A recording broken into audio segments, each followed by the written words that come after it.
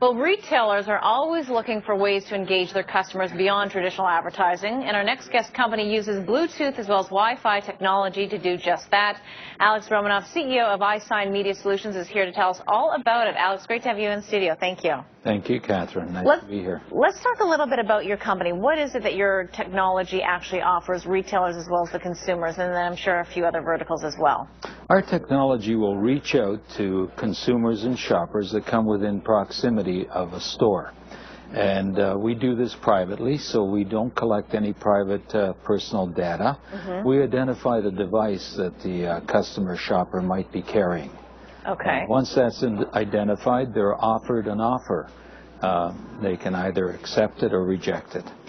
So, but they do have to have their Wi-Fi on within the shopping area, correct? Wi-Fi is something that they should have on, and they would be notified on their phone that there's a message for them to download.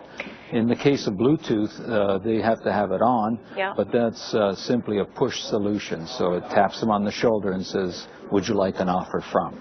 Alex, but so that's one side of the equation here, but what about the retailers? Who and how do you work with retailers in order to actually get these offers and push them to the consumer that would be walking around and have their Wi-Fi or Bluetooth on?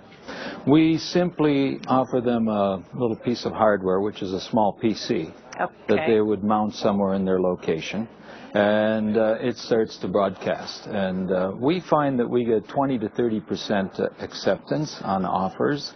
And about 60% of the folks have their Bluetooth on, mostly because of the laws, driving laws today. You have to facilitate it in your car. When you say you have the acceptance, like where are you in your company as it relates to actually establishing these relationships with the retailers? We have a chain of gas stations in the States, about 250 gas stations, owned by National Oil. They have up to 6,000 gas stations, and we're slowly installing our product throughout their chain. They offer a 10-cent coupon if you show the coupon to the cashier. They've experienced an increase in sales at the cashiers in the store. They've experienced more fill-ups, more credit card use, and culminated in 8,000 gallons of gas being sold in stations that use their device per month, as opposed to those that don't. So bottom line, there is or can be a real change in terms of the sales volume if, in fact, this type of messaging is used. Yes, absolutely. How is the competitive landscape, though, in terms of who else is out there, Apple or other such systems? Where do you stand, and where does the industry stand in terms of how much this has been implemented and what the runway actually looks like? 98% of mobile business is done online, so it's web-based. No technology, you simply fire off your messages to folks anywhere. Some of it's done SMS, which is text-based. Ours is proximity. Very few people have used proximity. We've been using it since 2006. And Apple most recently has announced the iBeacon, which is proximity-based. But it's in-store based, and it's short range. So it's really a $30 battery-operated shelf talker that as you walk down an aisle, it'll pop little messages about what's on those aisles.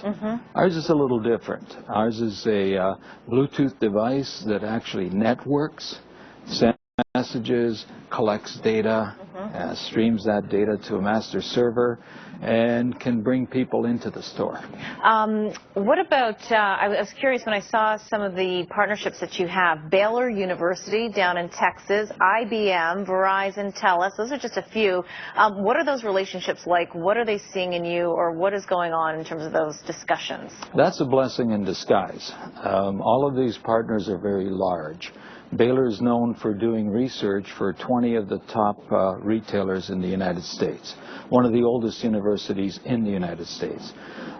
We met them, and they were very interested in the data that we collect because it's private, doesn't impede your privacy, it's preferential, and once it's analyzed, it becomes predictive, which is the golden egg. So Baylor's a partner, Verizon's a partner. We're working together on a project to make our product wireless, so that let's say that you were to use our solution in a drive-through kiosk, you wouldn't have to dig a trench from the store to the kiosk to have the digital signage or our smart antenna broadcasting to mobile phones in that area. So that's one of the reasons with Verizon. A lot of the telecoms have expressed an interest in our solution recently. Okay, Alex, I know there's so much more to discuss here, but we have to leave it there. Thank you very much for joining us. Thank you. Have a great weekend. Thank you. You as well. That was